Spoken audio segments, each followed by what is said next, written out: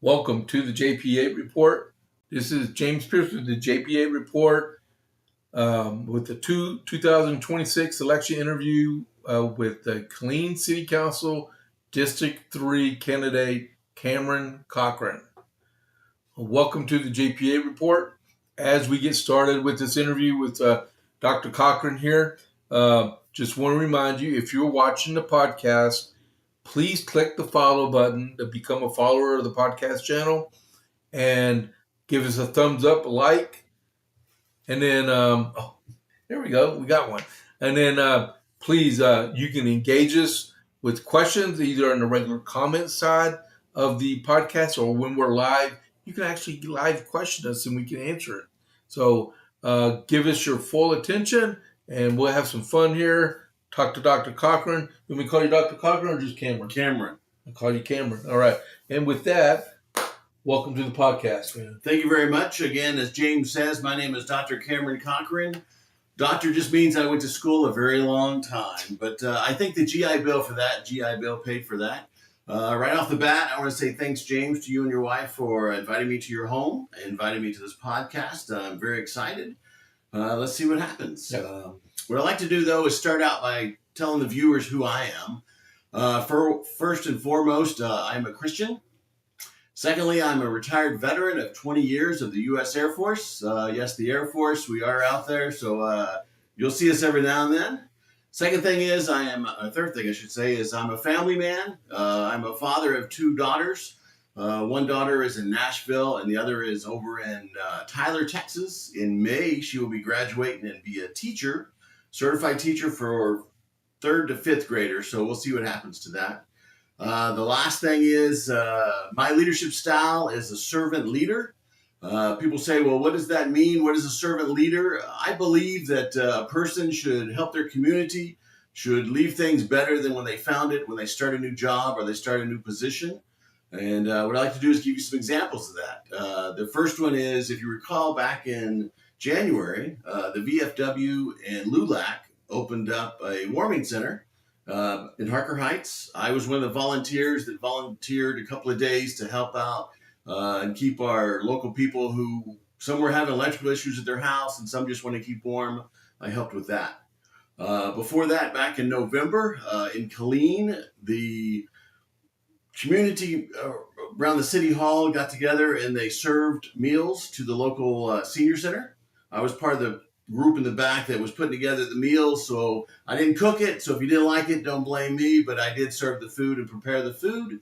And then a month before that, we also helped out downtown Texas A&M, the Psychology Club, along with the Killeen Police Department Alumni Association, served around 280 meals to the downtown area to help feed the homeless. Okay.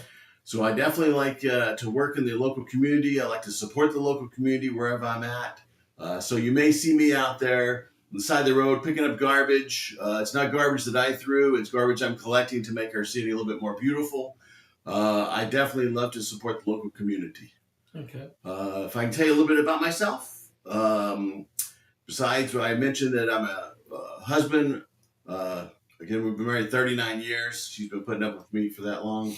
I've lived in Killeen for about 5.5 years. We retired, my wife and I, from Washington, D.C., and we said, where do we want to live? We decided to move to Killeen based on the military population and based on the centrally located with family, northern Texas, southern Texas, and eastern Texas, and so forth. Okay. You said you were in the Air Force. Or were you enlisted or officer? I was in the Air Force. I don't like telling people because then they judge. Okay. Were you stationed in Kuwait, Iraq, or Afghanistan? I was in Iraq. Okay. I was at Khobar Towers, if you've heard of the Khobar Towers. Saudi Arabia. Saudi Arabia. A week after I left is when the bomb exploded and blew a portion of the living quarters down. But it was a great assignment. I was there for 120 days. Yeah. I wired that building that got blown up. Oh, no. With telephones, I did. Oh, wow. Yeah. Okay. I was there from 91 to 92. Uh-huh. Yeah. If I may, my other background is I have the 20 years military experience when I retired since I was in Washington, D.C. I worked for the federal government, and then I was also a contractor. So federal government, 12 years, contractor, 4 years. So I have federal experience that I bring to the table. When someone says, what are your qualifications? It's working for the federal government, trying to equate that to the local level here in Killeen. Okay. And then let's see. So we're going to start off with Rancier. Sure. Okay. I know you're not, District 3 does not include Rancier, does it? It does not. It does not. Okay. But District 3 includes significant portions of Rancier anyway, right? Or is, no, y'all are We're below 14. So right below 14. If you know where HEB is, the Whataburger is, when you hit Tremere, Yes. that area on over. Okay. Well, what kind of plan do you have to help revitalize the corridor in the area around Rancier? Because I know you're going to be on the city council, Right. So and I mentioned before, regardless if you're 1, 2, 3, or 4, or one of the 3 at larges, you're still a city councilman no matter what. Agree. And they're not just going to ask whoever is an at large or District 1 or whoever is in that area, well, what is your idea? Well, no. All 7 of y'all are on that dais. Agree. And y'all make the decisions. Right. Because they don't get sole vote. All 7 of y'all, 4 got to say aye. Agree. So do you have any ideas what you'd like to do in the Rancier area? So Rancier, when they first had an open house to discuss Rancier, I was one of the individuals that went. I wanted to see what the design would look like, see what kind of ideas that the city's coming with. Some of the ideas they have is currently it's a 4-lane. They want to go down to 2-lane. The city wants to put a median in the center with plants and trees and flowers. First thing I thought of was water. So I think the folks in Copper's Cove had the similar idea when they were building the highway. They have a center median that initially it was all dirt. They were going to put trees, and someone said, hey, we have to maintain those trees. We have to maintain them with water as well as trimming them. Let's put cement instead. Then they put turn lanes. Well, ours that I know of will not have turn lanes in the middle. You have to go all the way down, turn off a street, turn around, and then come back across to go the opposite direction. The reason why they're doing that is they also want bike lanes. So with bike lanes, what they also have included in the plans when they first started was to put all the wires that you see, telephone poles, underground. They said that's going to help. However, the Rancier Road is not owned primarily by the city of Killeen. Also, the state of Texas has it's a portion. Textile road? It's a portion of it is. Okay. And so I don't know if they have approval. So we're going to have some with wires, some without wires, bicycle lanes. I don't know very many people in that area that would on a Saturday or Sunday take the family out on a bicycle with now a 2-lane, one way in one direction. I don't know too many 18-wheelers, fire trucks that would love to have plants hitting the side of their vehicles as they proceed down the road. So they do have high aspirations. There's been a lot of budgetary issues recently. So I think that project is not going to come as soon or as fast as they would like it to have. It may have to be slowed down just a little for the planning effort. Well, one area on Rancier I'd love for them to fix is when you're at WS Young and Rancier, Right. that double dip. You have to slow down to like 3 miles an hour to clear it or you're going to bottom your car out. Agree. No matter if you have a 4x4 truck or a Miata. Yes. You're gonna bottom out if you go anything over 3 or 4 miles an hour. And you see people like, and you're behind them like, please move your car. Please move your car. Yeah. So let's talk infrastructure.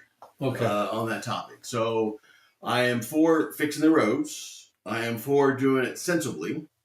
I am for going out and seeing what the traffic survey says first. Currently, last week I went and reviewed the city's webpage. They're supposed to do a traffic survey every 5 years. Right. It should be posted on the engineering webpage. It wasn't there. So I think what's happened in the past, the engineers may have been influenced. Fix this road, don't fix this one, put this one ahead of this one. And that's why the roads haven't really been touched where they should be, because if you look at the traffic survey, it's going to tell you this road has more traffic. Let's concentrate on that. And it depends on available funds. Correct. Yeah. Which I have a plan for that, which we'll get to in a little bit. Yeah. For me, surprisingly, that we are fixing roads, but we're fixing them half of the road and not the entire 3 miles or 6 miles. So you have to question the motives when we fix a road only in front of a new development that's going in while the rest of the community doesn't get their road fixed.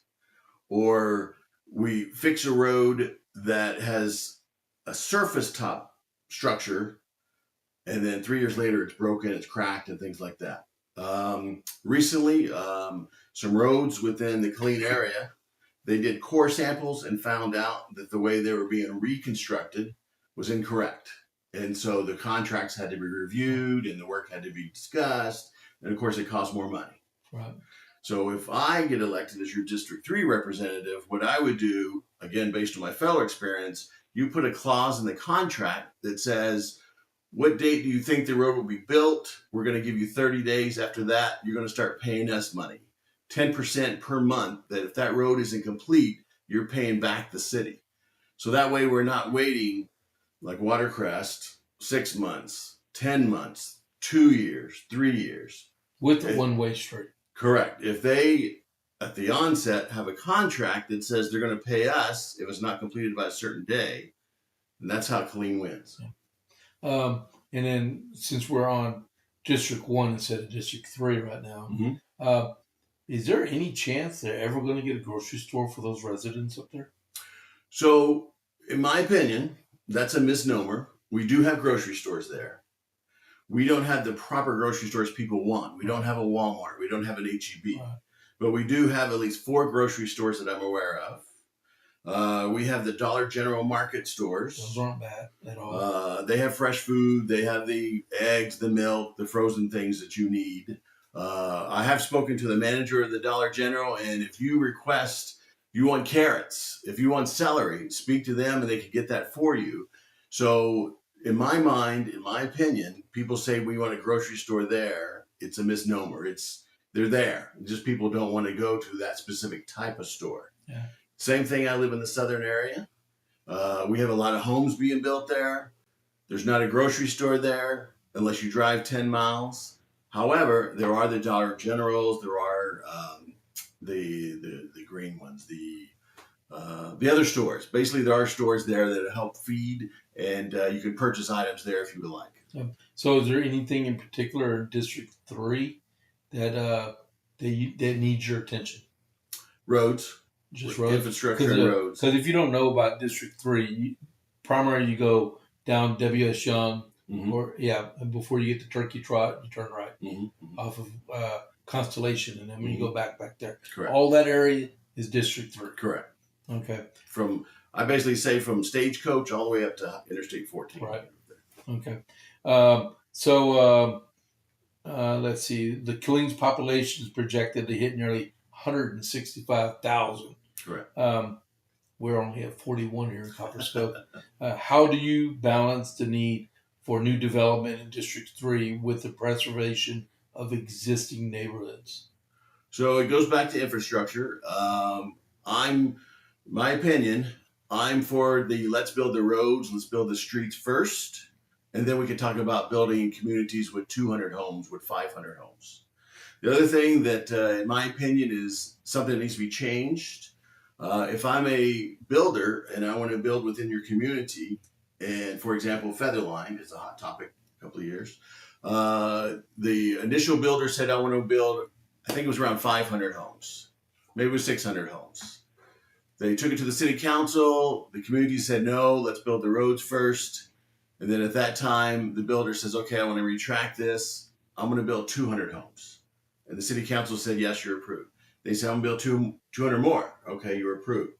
So the loophole allows a person to say, if I was rejected with 500, I can now submit smaller amounts, incremental, until I get the 500, and it's approved and he has his community. So why wouldn't you approve the whole thing at the same time?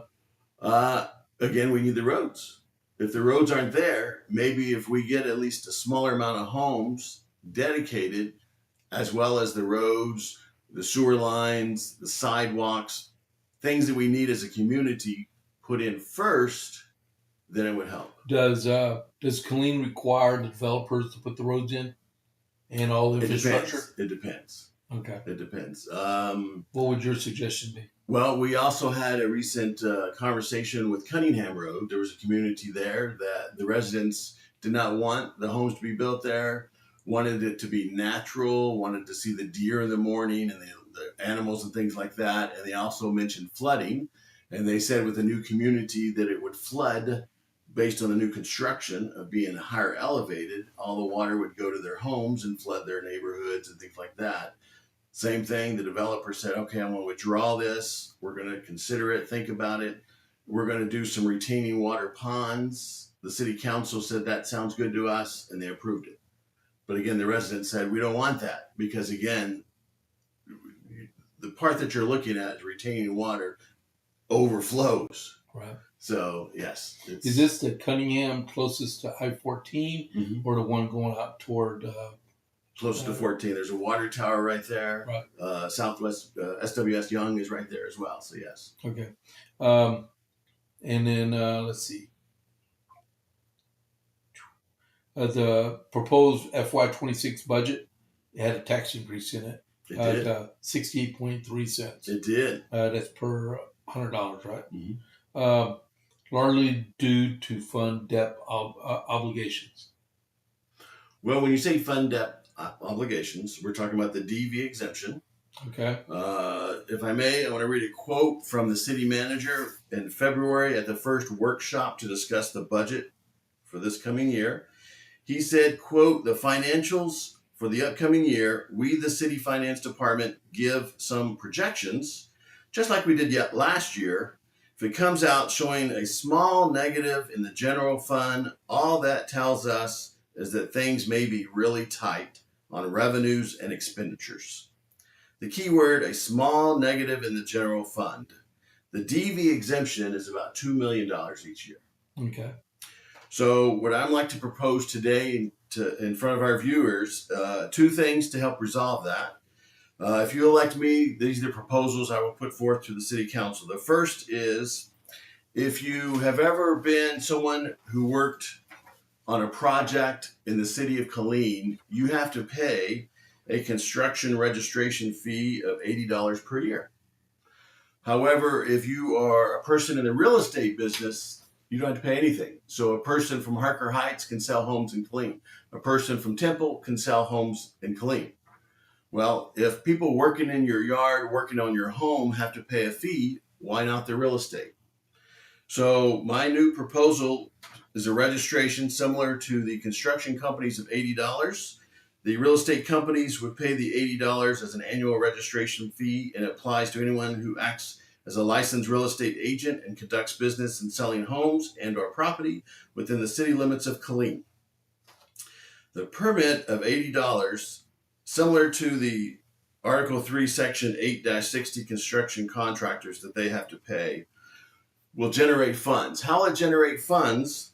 Well, according to my research, there's an estimated 2,575 real estate professionals in the city of Killeen.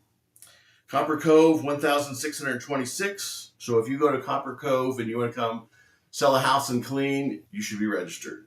Belton and Temple have around 2,000 real estate professionals that are part of the licensed division of the Texas Real Estate Commission, and Harker Heights has around 46. That's where I believe we can make up the revenue for the DV exemption. For the last 5 years that I've lived here, I've heard the city manager say, we don't have the money, let's talk to the folks in Austin. Let's hire a consultant at a cost of $100,000 a year to see if they can sway the folks in Austin to help us with the DV exemption. I personally, my opinion is we need to do this ourselves. To do this ourselves, there's already, again, an annual fee that's paid for someone to work in your house, work in your yard. Why not have the real estate industry also step up, pay a fee, and we'll get some revenue through that. The second thing is, sorry to pick on the real estate industry, but the signs. Last June, if I had a small business and the small business had a food truck selling products, the city council approved that if I put what they call a flag waving sign, I would have to pay $75 for a portable sign that's only temporary. $75. Now let's equate that again to the real estate industry. How many communities do you drive through that you see either a for sale sign, a for lease sign, a renter sign? Let's play fair and charge $75 for that portable temporary sign that's either placed on the window of a property, that's placed in the front yard of a property, that's advertised. Again, $75 for a ground sign, a wall sign, and a window sign. If we're going to give a fee for people who want permits just to have an advertisement, I'm open, I'm a food truck, come eat at my establishment, then we should play fair and open that up to people in the real estate agency, those professionals, if they want to place a sign on someone's yard as well. So since you mentioned the city manager, Mr. Cagle announced, it came out yesterday that he announced he's retiring at the end of May. Correct. Do you have any reaction to his impending retirement? My reaction is best wishes and good luck on your retirement and future endeavors. Do you think that the 4 city council members that are on board right now, y'all barely got a quorum, do you think it would be advisable to start looking at potential companies to look for a city manager? Oh, I'm sure that's underway. When we hired Chief Lopez as the new Killeen Police Department chief about 3.5 years ago, the city hired a company from California and they advertised it. They sifted through all the resumes and they narrowed it down to about 6 candidates. People were invited to a public appearance to interview the candidates, give the feedback on candidates. I was one of the lucky ones that attended that, so I have no doubt that someone's working on that as we speak. Okay. But it would be good if they waited for all 7 spots to be occupied. I agree. The city manager is going to retire in May. The election is on May 2nd. So that means a new city council will be seated by the time he departs. Yes. So, and also since this is a special election, right? Correct. For District 3, Nina Cobb resigned. Right. And so this person is resuming basically her seat now that she resigned because she was unopposed during the last election. And it's May 2nd too, right? Correct. So you would only have 1 year. 18 months because everything goes to November now. Correct. Okay, so you get a little bit more breathe time to get your feet wet because you'd have to make a decision really quick if you were going to run for re-election again. Agree. But you get a little bit more time and a little bit of time to make a difference in your district. I was going to say a little bit more time, 18 months to make improvements. Right. Make improvements. Change is good. This cycle for, I call them class 2026. We're going to have a new mayor. We're going to have a District 2, a District 3, and then we're going to have 3 of the at-large council members. New faces on the dais. Things are always, in my opinion, better when you have new faces. The previous city council had been there 12 years, 8 years, very long time. They were set in their ways. Now we have new fresh faces, new ideas. So we will see what happens. Well, but some of them, for full disclosure, some of them have been city council members before. Correct. Some have been mayors before. It's like rearranging the chairs on the deck of the Titanic. Correct, but I call it the merry-go-round. They want to go here, go there, go there, go there. Should there be some type of ultimate term limits or spacing between running for city council to mayor or mayor to city council? So I'm glad you brought that up. We have a city charter. The city charter is currently under review. It started back in January. I've attended those meetings. I've put forth some suggestions. One of the suggestions is possibly a term limit. They're looking at a person could do 6 years, basically. And then 6 years, for example, as a mayor, and then 6 years as a council member. So an at-large or a district or something like that. But that's currently a proposal. It's not finalized. The Charter Review Committee will look at everything, make their proposal for changes, submit those to the City Council, and then by then it will probably be the new City Council, again after May 2nd, to review that and make the final decision. Anything that the City Council disagrees with that was proposed by the Charter will then have to be voted on by the people in November. Right. What about recall procedures? That's in there as well. Since we're talking about recall procedures, an interesting fact is that... wow. You come presenting choice. All right, so recall procedures... And just so everyone... He had no previous recollection of any of these questions I'm asking. he's prepared. I just want to clarify the things I'm saying is based on my own research. I'm a person that likes to get involved in the background before I go to a meeting or a city council or any kind of functions. So that way, as a leader, I sit back, I listen, and then if I have some of the answers or some input, I provide my information. One of the information topics is the recall procedure. The attorney was there and he had done some research on our behalf, the citizens' behalf. And on the recall, Killeen, in order to recall a person, that recall petition would have to have 50% of the total number of voters during that election cycle. Waco only had to have 30, Temple had to have 30, College Station 40, Georgetown 15, Lubbock 30. So again, Killeen at 50% was the highest out of all those. So I'm going to let the Charter Review Committee review the input from the citizens, review their discussions, review the information from the attorney, see if they want to make changes. But I personally believe that 50% is quite high when you're comparing other cities with the same population and how they do the voter recall system. Okay. That's good. That's a good answer. I'm glad you're prepared. That's good. Can I ask, go off on another informational? So the city charter also, one of the things I had mentioned to them is that currently if a person on the city council is not acting properly or is involved in something they shouldn't be doing, the city charter reviews that person through the city charter themselves, their own city council, and there's really no input from the citizen. The only avenue we have is the voter recall system.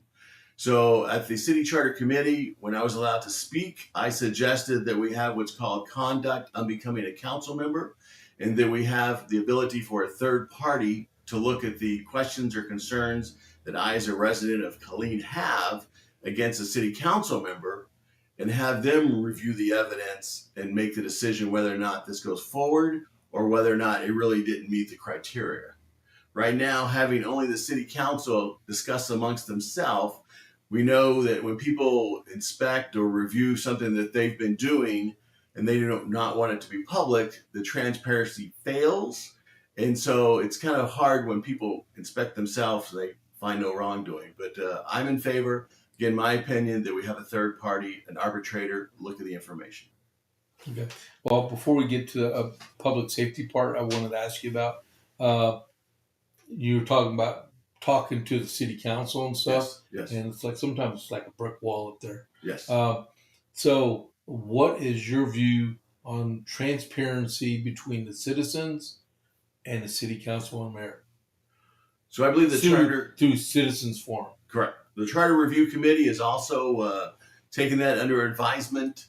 If anyone watched the last city council meeting, it was on the agenda for the current members to make changes to allow the temporary, again, the word temporary, stoppage of allowing people to speak on comments or areas that were not included on the agenda. That was one of the things that this current city council had this past week, and they decided to postpone everything until the new council has been seated, along with those suggestions and things that the Charter Review Committee is putting forth. Okay. So they had the chance to do it this week. They, as they say, kicked the can down the road, so we have to wait to find out in May what happens. You've been escorted out of the Citizens Forum before, right? More than once, yes. More than once? The mayor at the time gabbled me as I stood up, and she at the time said I was charging the dais. When you stand up and you turn to leave, I don't think you're charging the dais, you're leaving the dais. And at the time, again, the current mayor at the time said that anyone who she deems should not be there should leave the city council chambers, as well as the property that the city hall sits on. And so police escorted you not only out of the building, but you had to leave the property, which is unique because the property that city hall sits on is public property. The taxpayers pay for that. And so there are currently some legal issues that are being discussed. We won't get them into that today, but let's just say that it's questionable some of the things that occurred during the city council meetings when people were removed based on having not met the needs of the city council members. Yeah. Some cities allow citizens to speak for 3 to 5 minutes, Correct. uninterrupted by any member of the city council Correct. or the mayor on any subject, including what's on the agenda. And do you support that? Oh, definitely, definitely. I think that each citizen, they could drag my name through the mud if I'm elected to be your District 3 representative. And that's their feelings, their information that they would like to share. And I should not be saying anything. It's not going to hurt my feelings. I would just take that, absorb that information, and try to be a better person. Yeah. Freedom of speech is freedom of speech. Correct. And the Bill of Rights were to protect us from the government, not the government from us. I agree. Yeah. So public safety. Okay. Do you believe current public safety spending is sufficient, or should resources be reallocated to community-based programs? So money for public safety. Mm-hmm. I applaud the folks over at City Hall. I am a human resource professional by trade. Every 5 years or so, they do a survey to find out if people are being paid adequately for the city. And they've completed their survey. The results were that everyone is receiving the appropriate salaries for the city. That includes, in case you're curious, Killeen Police Department has 265 sworn officers.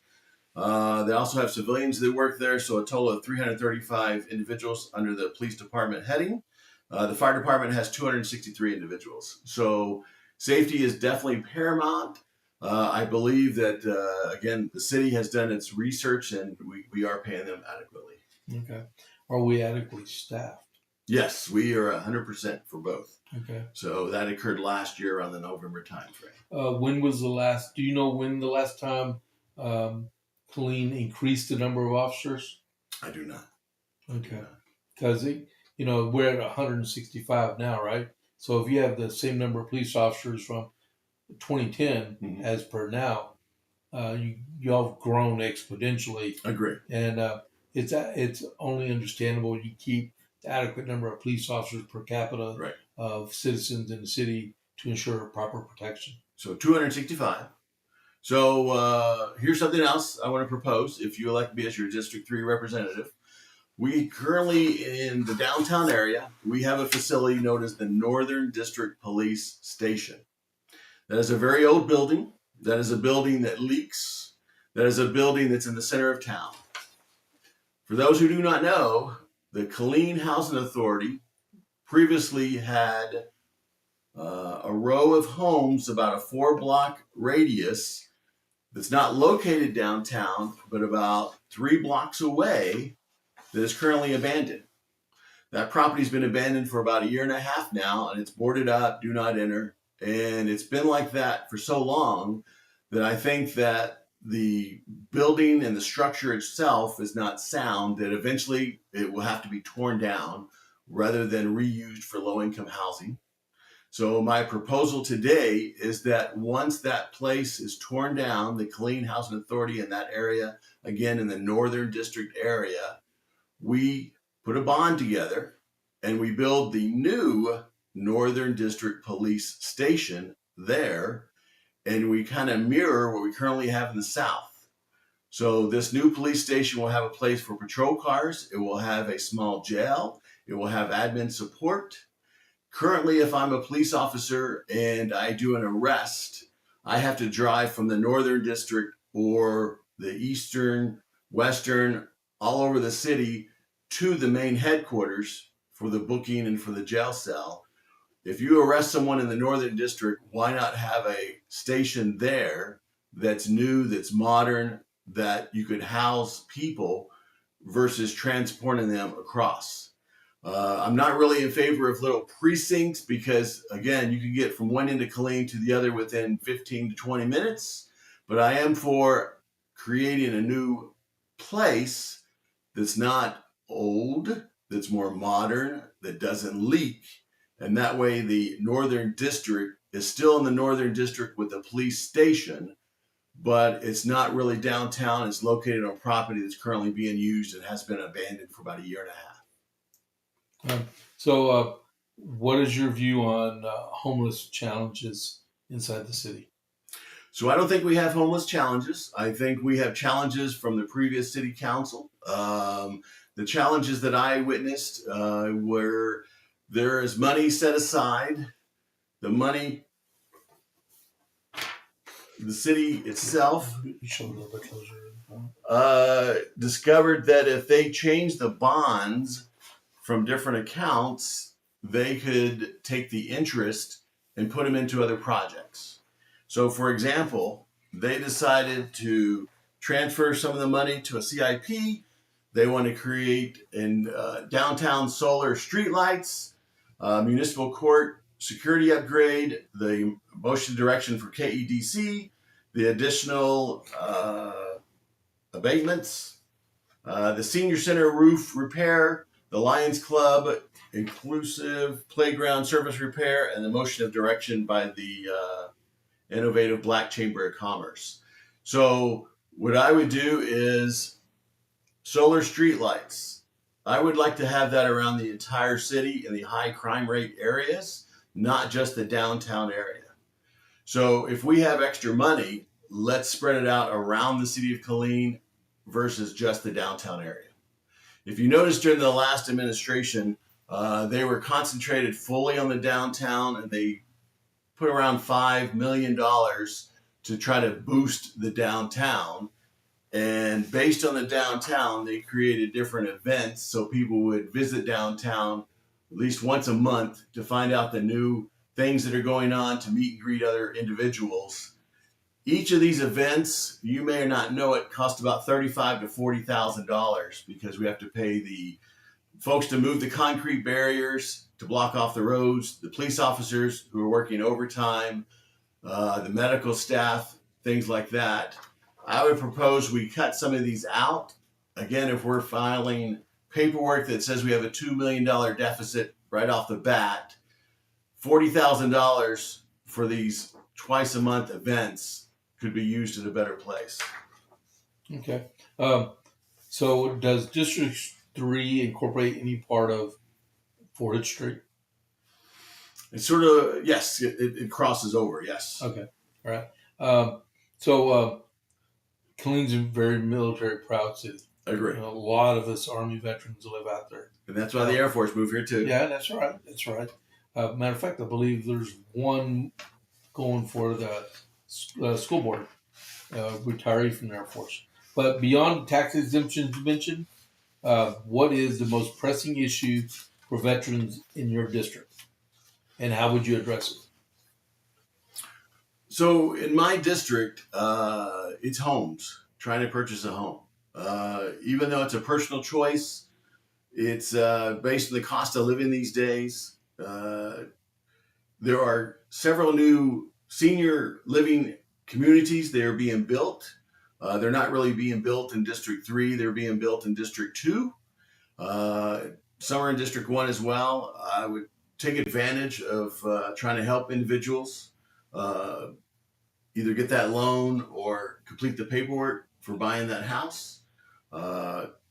Mainly here, it's interesting that I went to a conference over at the Texas A&M University, and they said 40% of the folks that are leaving the military here locally at Fort Hood stay here at Fort Hood.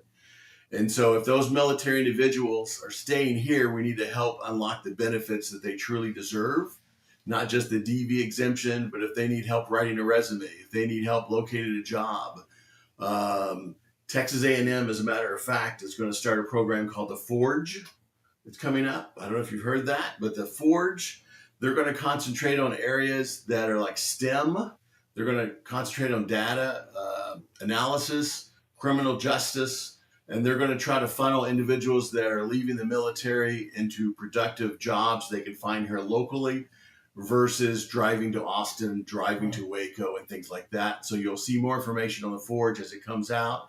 That's a very exciting program, but I think we should help unlock the services that they truly deserve and need.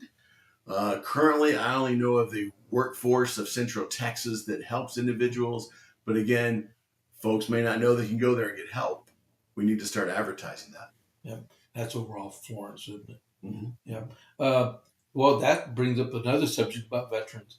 Get out of the military, you retire. We both know about retirement. It's like, hey, I only get a half my pay. Well, we take an account of basic pay or Right. BAH, Right. BAS. Right. Well, all that goes away, and then half your paycheck goes away with it. Right. And it's like, so I need to get a job. You cannot live on $20, $25 an hour and support a family after you get out of the military. Agree. That's so gut wrenching, and that means a lot of these people. Where's the other 60%? They all leave to go to Houston, Austin, Dallas, Fort Worth, and get higher paying jobs. Killeen really needs, and then Copper's Cove also needs to actually put forth the effort through their EDCs and chambers of commerce. Y'all got the Greater Chamber of Commerce of Killeen. You got the Hispanic, and you got the innovative chambers of commerce. And Asia Pacific, yes. Yeah, yes, right. They all should be working together with Killeen to get higher paying jobs in this city to keep the people here and give them a good standard of living, a good quality of life. So let's talk about data centers. Data centers are on the cusp of every town community in the state of Texas. But they only employ like 10 people. Correct. However, we currently have folks that park here, ride a bus, and go work at Tesla or Samsung or somewhere else. People forget, if you were to look at the map of Killeen, people think of Killeen as just the downtown area. They forget the southern part, which is by Texas A&M and my district, District 3, and the southern area. All the way to Lampasas River. If you keep going down the highway of 195, there's a Buddhist temple that's on the right-hand side. If you look up the address, that place is in Killeen. So my question to the city council members, again, if you elect me as your District 3 representative, is we have land that falls under Killeen from downtown Killeen all the way out to a Buddhist temple. It doesn't stop around Stagecoach, Clear Creek. It goes beyond that. So the question is, why aren't we bringing industry further down the highway, but people still live here, saving them from driving to Austin, to Waco, to other places? That's something we need to look into. Yes, sir. Yes, sir. So what I wanted to ask you last is, you're filling a special election in less than about a month and a week, right? Yes. And it's a temporary one. It's not a full term. It only lasts 18 months, Yes. right? And the standard term in Killeen is 24 months, right? Yes. Well, what makes you the best candidate to fulfill that near-term cycle and beyond that, if you want? So can I go backwards real fast, though? Okay, rewind. So Friends in Crisis is in the downtown area. They help out the homeless. They've come to the city council meeting several times asking for some financial assistance. They're the ones that you'll see the notices when it's hot outside or when it's cold outside, they open up their doors. There's also a Families in Crisis that is in need of monetary funds. And mostly what I've seen, again, in my opinion, the city council at the time has turned down their wishes. I believe that if we reallocate money from things that may or may not be needed within the immediate Killeen purview, I think we should take some of that money and reallocate it to things that are going to help the homeless, help them get their Social Security card, help them get their driver's license, help them get voter registration, help them get a place to stay. Currently, we have the downtown Killeen Police Department, the community engagement unit that helps with those things. But we also have those community outreach programs, again, with the Families in Crisis and so forth. Some of the things that I think we should look at, we should examine in this budget, the financials for the golf course indicate that the golf course... Isn't that privatized right now? We, as a city of Killeen, put money into that. We just recently paid $3 million for 9 holes to have new plumbing put in so they can have water irrigation. Again, $3 million for 9, which means they're going to be coming for $3 million more to do the other 9. But if we look at the financials, in 2019 they lost money. The Stone Tree Golf Course. 2020 they lost money. 2021 they lost money. 2022 they had a change in leadership and they made money. But again, from January 2026, they lost money again. So, in my opinion, I would put forth a package that says that the Stone Tree Golf Course should not fall under the city. The taxpayer should not be paying the bills for 125 individuals who are members of that golf course. Individuals that golf there from Harker Heights, Nolanville, Belton. Some of those individuals golf there because it's cheaper, but I think that Killeen needs to return that back to whoever else wants to run this enterprise that, again, as in the past, has lost money for the city of Killeen. Does with the homeless people, you were talking about some families in crisis. What was the name of the organization? We have Families in Crisis. And do they ever apply for general funds from the city? They have, and the city has turned them down. Or if they apply for a large dollar amount, the city has reduced that. Because most people don't know because they don't get involved in local government. But you have hot funds, and then you have general funds. General funds are people that don't go out to get people to come into the city and spend money. Those are for like bike races and festivals, rodeos, and stuff like that. That all comes here. But the general funds can be used for like Meals on Wheels, the Families in Crisis, stuff like that. What gives them donation money to help those people that really need help out and can reimburse those expenses from those organizations. Let's talk about another one. Recently at the city council, there's a hospitality organization. They were awarded a 3-year contract at $77,000. This organization is not from Killeen. They're from the Dallas area. They're having a festival, a beer festival. I visited that festival last year. They had one food truck. They had it in a building that had no air conditioning. And so people were showing up, sweating, and leaving. And now the city is giving a 3-year contract, $77,000, that money, if we do not have this beer festival, could have went to the homeless, could have went to the shelters, could have went to repair your roads. Lots of variety of things that money could have went for, but instead we're having a beer festival in June. Sad, very sad. Yeah. So tell us why you want to be elected and give them your exit message. So, again, my name is Dr. Camron Cochran. Please look on my website at www.cochran4killeen.